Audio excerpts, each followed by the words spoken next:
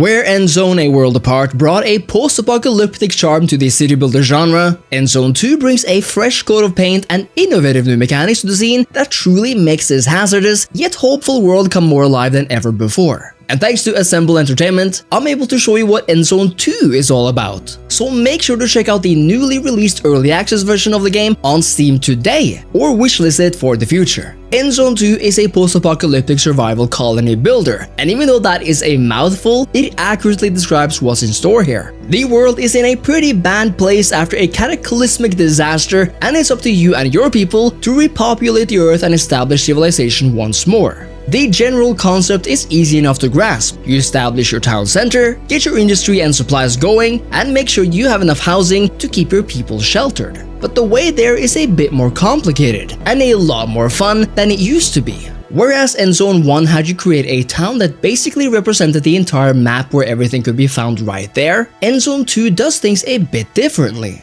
First of all, our world is now separated into zones, where each zone represents different opportunities and resources. Whereas one zone can offer you clay and food sources, another may present you with swamps, allowing you to gather herbs and therefore create medicine. There are several such zones across the same map here, and it makes for a much more dynamic experience than before. But what truly unlocks that sense of exploration and of being in a larger world isn't just the fact that we have multiple zones, but that these zones must be uncovered, and that they can interact with each other. And enabling all of this are vehicles, which finally make their entrance. You now establish your towns by sending your rovers across the land, and offloading your people and resources where applicable. This can be done multiple times in a game since there are multiple zones. But of course, the entirely new trade and supply system makes these vehicles even more interesting. Since different zones have different capabilities determined by their location and local resources, you're likely to experience that none of them can fully exist on their own. Which is why it's so important to set up trade routes. With a trade route, you can both send and receive resources with the same shipment at the same time. Loading it up with much needed food and water from one location, dropping it off at the next, but taking with it newfound resources that your main settlement might need. The number of resources supplied can always be changed if circumstances demand it. But what's great is that these trade networks can be automated, meaning that for as long as you want, you can keep trading resources between towns, allowing you to focus on more pressing matters. As the game goes on and you get access to even more vehicles, you're able to set up even more complex routes that pass through multiple zones at once, and you'll really need it to see your entire civilization thrive at once. But perhaps the single coolest and most innovative change since last time is the complete overhaul of the expedition system. You see, the post-apocalyptic world and its rebuilding from the ashes demands more than just cultivation of the earth. Left behind from the old world are apartment buildings and factories, rundown production sites, and whatever else you might find out there. Taking your vehicle on a general expedition is fair enough, allowing you to pick up resources that lie scattered about. But sometimes you come across especially interesting locations, and these demand that you launch an actual expedition. These expeditions completely change the pace and style of the game, removing that godlike perspective and suddenly placing you in control of one hazmat suit wearing expeditioner, whose sole job is to find useful stuff for the folks back home. In this isometric-like minigame, you now move your little person to various hotspots, inspecting a rundown car, climbing ladders, and powering up electrical systems to make old machinery work again.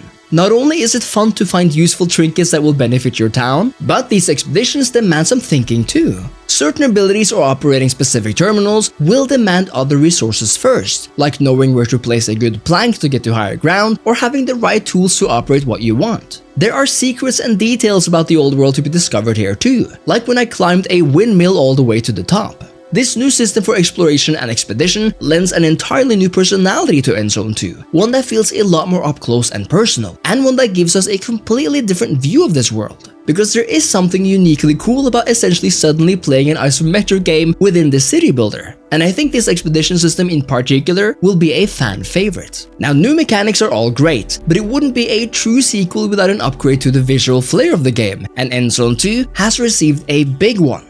With the all-new visuals, the world pops more than ever with beautifully deep colors, the buildings and nature look sharper and fuller than ever, and something I am a massive fan of on a personal level is the amount of contrast Endzone 2 employs. It makes for a much more cinematic and moody feel compared to the first game, and really brings a sense of life to this albeit relatively dark and decaying world. These are the major updates offered in Endzone 2, and combined they bring a fresh new experience to the genre. But at the heart of the experience lies of course the main gameplay foundations here, the settlement building and innovation. Necessities are easy enough, setting up water gatherers and fisheries, and then building storage locations so they can actually stockpile resources over time. This is particularly helpful when dangerous weather conditions changes everything, like when a drought occurs and you suddenly can't find water or fish anywhere for a good chunk of time. This means that taking precautions and setting up alternate ways to get resource X and Y is vital, not just for one town, but for several of the ones you manage. Because even though you might be doing well in town A, town B, well, might not fare as well if you haven't paid attention to it. What's interesting is that depending on where you place your buildings in relation to another relevant one, you may receive powerful benefits. Having a production building near another in its production chain or near a road lends a production benefits. And if you really wish to up that quota, you must make sure to consider your population. Because at the heart of it, Endzone 2 really is about the people, isn't it? You can't have a thriving civilization without a people who thrive. And in Endzone 2, they naturally make up all the jobs in your industry and can even be transferred between towns just like resources can. Importantly though, you assign adult people as workers in factories, and depending on the amount of assigned workers, you're able to dynamically produce goods slower or faster depending on your needs. This means that even though you ideally would want to max out your worker capacity for all buildings, it's probably not the smartest thing to do, since certain resources are much more necessary to produce a lot of than others, like water and food for example. At the same time, your industry must be built in a way so that it leads to the next step in the innovation landscape, since lower tier resource buildings often lead to higher tier production buildings. This is also where technology plays a huge role. With innovation points, which can be gathered and obtained during expeditions, you can unlock new research, which allows you to forge a path to discovering entirely new buildings and ways to survive. Pharmacies and medicine, for example, or proper hazard gear that will protect your people, are innovations and tech you sorely need in the times to come, since both weather effects and the toll of a larger population will offer challenges that you might not have faced in the early game. And when it comes down to it, challenges and being challenged is what Endzone 2 is all about, but it goes about it in more interesting and more opportune ways than the first game ever could. With all new visuals that make the world come alive like never before, an entirely new transportation system, exploration and trade systems with multiple zones to uncover, a revolutionary new expedition system that ups the immersion, and of course the foundational survival builder mechanics of Endzone, and we have a sequel that is a solid and fun upgrade from the first game. And I highly recommend checking this game out on Steam right now for any fans of the first one or any city builder fans in general out there, especially if you're into the post-apocalyptic survival genre. This is of course only the beginning for Endzone 2, as this is the very first version of its early access journey, and you can even check out the game's roadmap right here. Let me know your thoughts on the Endzone series and Endzone 2 in particular, and make sure to leave a like on the video, a comment, and subscribe to the channel. And check out Endzone 2 on Steam.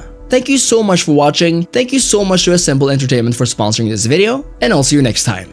Cheers!